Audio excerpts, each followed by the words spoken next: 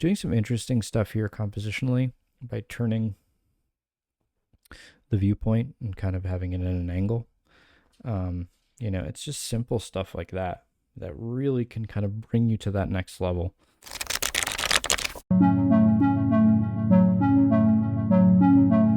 Today I wanted to do a video on Enki Bilal, or Bilal, however you pronounce his name. I'm an American, so whatever, however you pronounce it. He's an artist that I've seen so many times in heavy metal, and I was aware of his work. It took me quite a while to actually get my hands on his work because I kind of put it off for a long time, and I was like, oh, I want to pick up Mobius and Kaza first, and then maybe pick up some other artists like Juliet. I think Juliet was like the first one that I really kind of got very invested in. And I found that like his work, Enki Bilal's work, has been so difficult to get in the States. Very similar to like Kaza. And Titan Books, I think it was Titan Books, right? Is it Titan Books? Yeah, Titan Comics has printed all of this stuff, but it's like not, like it's, a lot of it's out of print, where you have to kind of go to third-party sellers to pick it up. So I managed to pick up 2 of his books, this one and another one. I missed out on, I think it was called like Monsters or something, or Monster, which I think might have something to do with this series. I don't know. But I wanted it in English. I didn't want to be one of those people who buys it in French, even though I have bought Mobius in French because I'm like, this stuff is never going to get reprinted. But thankfully I got this in English, and I'm thankful that they are printing it, but I don't think they're keeping it in print. So if you want to get this book, you should try to pick it up now. I know Monsters is like, or Monster or whatever it's called. I think that's what it's called. It's super pricey on the secondhand market. But this one I think is still available. I think they printed a bunch of these. But this is like a love letter to Cyberpunk and like a Mobius and things like that. Hopefully I can get it on the page. These books are massive, like giant, in comparison to what you normally get. So I'm going to do my best to get it all on the screen. I'm struggling with it the same way I did with the Mobius stuff. I'm actually very thankful that they put it in such a big format for reading purposes, not for showing off purposes. So I have to move the book a ton. So I will do my best to show it all off. If I miss some panels, I do apologize. Hopefully get the gist of it. But Enki Bilal is one of those artists, very much of like a Mobius. I think he's much later than a Mobius. I think he's kind of like a, kind of, if you wanted to make a comparison, like Mobius would be like Neil Adams or Jack, or maybe like Mobius would be like a, is he like, yeah, Mobius would be like Jack Kirby, and Enki Bilal would be like Barry Windsor Smith. So there's like a couple decades or a decade or something in between the two and their work coming out. So you obviously see that his stuff is very much inspired by European artists of the time when he's reading comics, people like Mobius, people like Juliet, probably was reading heavy metal. But such a great artist. You can definitely see some traces of all those great artists, and you can see some inspirations from other artists like American artists, but there's definitely a lot of Mobius in his work. I adore his work. He uses very muted colors, whereas like a Mobius is a little bit more colorful.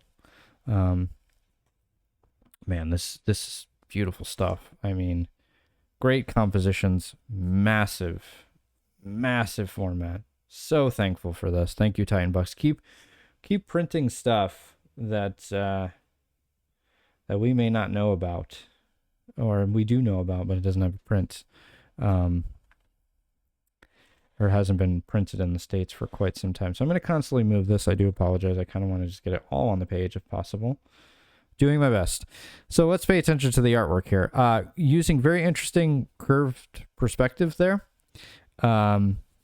Great composition, great figure drawing. I like anybody who can do a really interesting cyberpunk story, which I feel like is very difficult because I feel like a lot of people focus more so on the world than they do the story. And he's doing some great artwork. I've actually not read the story. Again, I don't read a lot of my comics. I read a lot of books, so I try my best to read my comics occasionally. One day I will sit down and read this. but I'm really inspired by the artwork, and his stuff is so like it's such an inspiration to. I mean, a lot of the artists I've shown here are an inspiration. So, but he's doing some crazy, weird, bizarre stuff storytelling wise.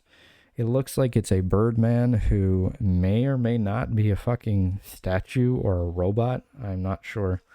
I think he's a robot. And get some interesting like gore here.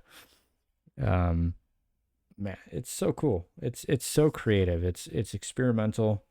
I really enjoy artists who can be experimental and don't really care whether people kind of get it or not. I mean, obviously you want to have some kind of story. You don't want it to be so convoluted that you're like, what the fuck am I reading? But um really, really great stuff. Interesting choice, again, being very muted. His expressions and his the faces that he draws are so beautiful. Again, he's doing that very. I remember if you've seen my Mobius video, there's a panel that I was like, man, I love this panel where the main character is walking through a city. And it's a very simple 1 point perspective, and this is the same thing. Like it's establishing this futuristic world that we're not sure. I mean, it feels very run down. It feels very not a place you would want to live, and it's so important in world building and to do it with very simple 1 point perspectives. I admire somebody who can do that so brilliantly, and is so creative and thinks about sort of the composition and the design choices so brilliantly to kind of build this beautiful world that we're living in. So, there's an emphasis on perspective. I say perspective is so important, but what you can do with simple 1 point perspective is mind blowing. And we're not seeing some crazy perspective going on here. And it's just really great, interesting stuff. And man, you have to look at stuff like this and absolutely be inspired by it. I certainly am.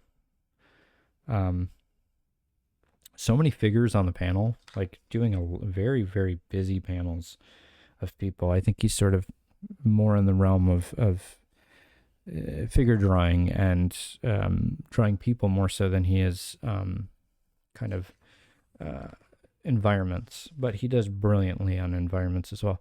Doing some interesting stuff here compositionally by turning the viewpoint and kind of having it at an angle. It's just simple stuff like that that really can kind of bring you to that next level of brilliance. And that's the kind of stuff you have to look for.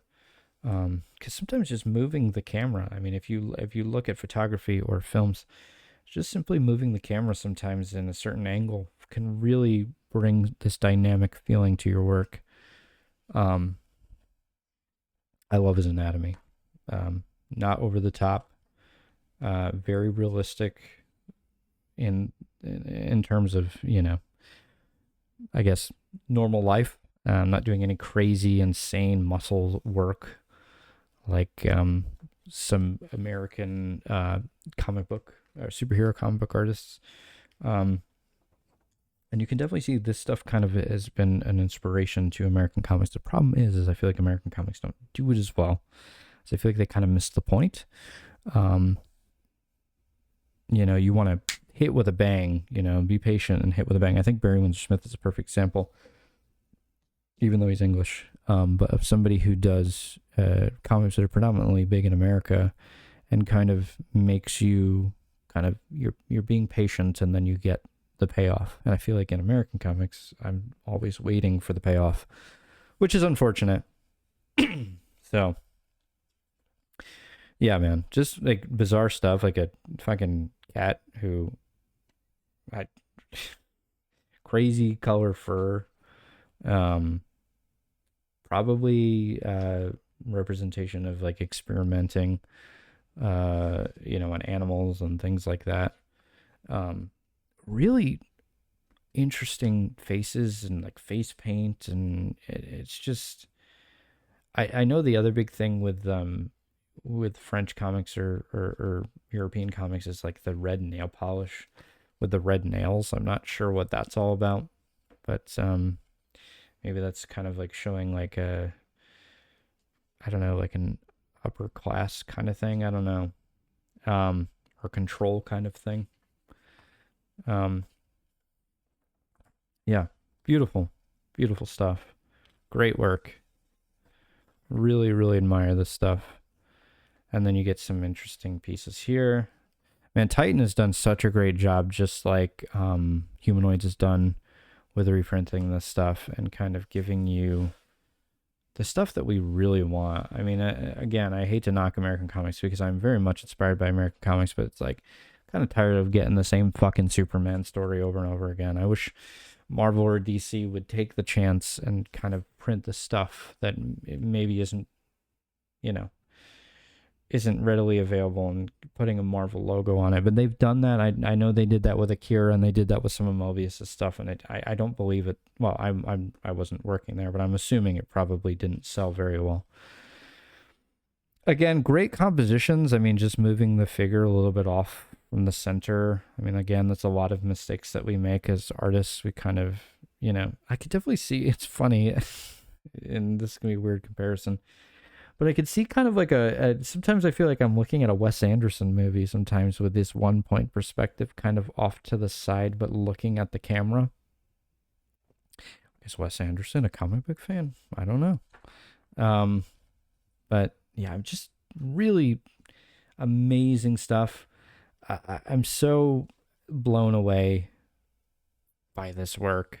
I mean, I'm so grateful for artists like this and people who have put in the time and the effort to become really this unbelievable artist, so that way people like me can look at this stuff and feel really inspired kind of when I'm struggling to sit down and draw sometimes.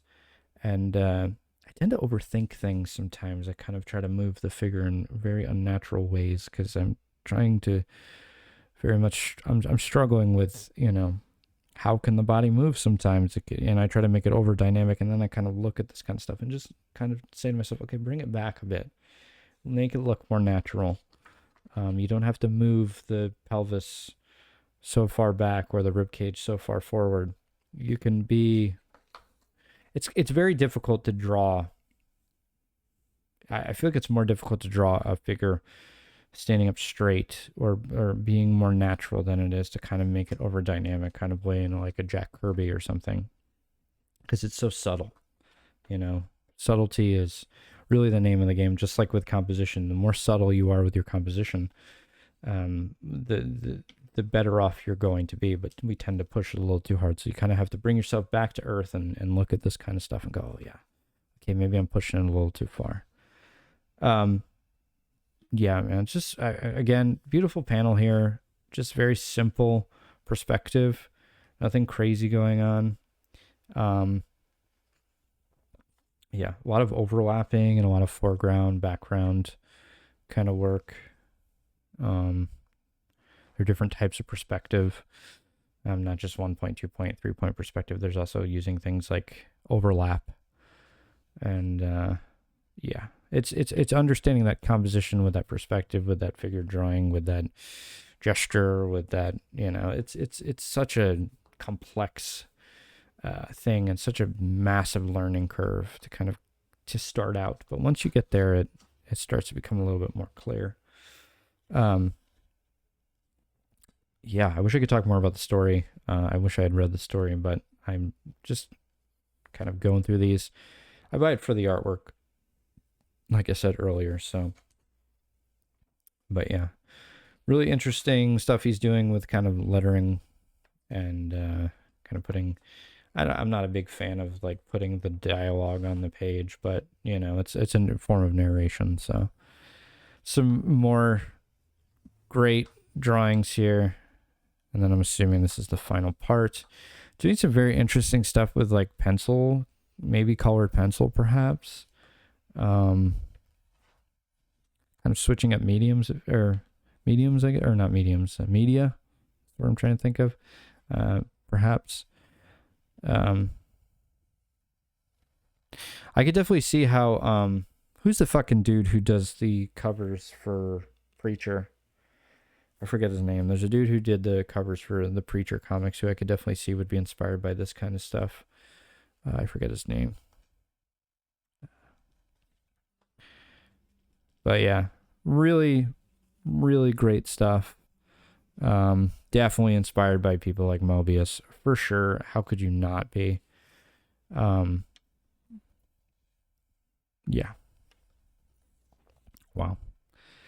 I am so thankful for this, having this. So you guys, if you can, again, I'm not sponsored by these people. They don't know I exist. If you can, just try to get your hands on it if you're interested in this stuff, because I feel like this stuff does not get reprinted. I feel like it gets printed and then it becomes really expensive, and then like 20 years later, they reprint it, and you're just like, ugh, do I really want to wait that long? And the possibility that it may never get reprinted, because I feel like, physical copies of comic books don't sell that well anymore. So this may never get reprinted. I don't know. Hopefully it does. Or you got to order it from France. You don't want to do that. You want to get it for a decent price. And then we are at the end of the book. And here's the back. Monster is the name of it. Here's the other ones. This one, he barely draws in it, so I was not interested in it. I have Legends of Today. I don't have Monster, and Century's End just didn't look very interesting to me. Unfortunately, it just it felt kind of like a history, like what's the word I'm trying to think of, like like a piece that's like in a certain a period piece. At least to me it did. I'm not entirely sure. I didn't look that deep into it, so it didn't seem that interesting. I'm more into like the sci-fi, cyberpunk kind of style. But anyways, guys, thank you so much for watching. I'm so happy that I could go through this with you. I will say, again, I'm not sponsored by Titan or any of these companies.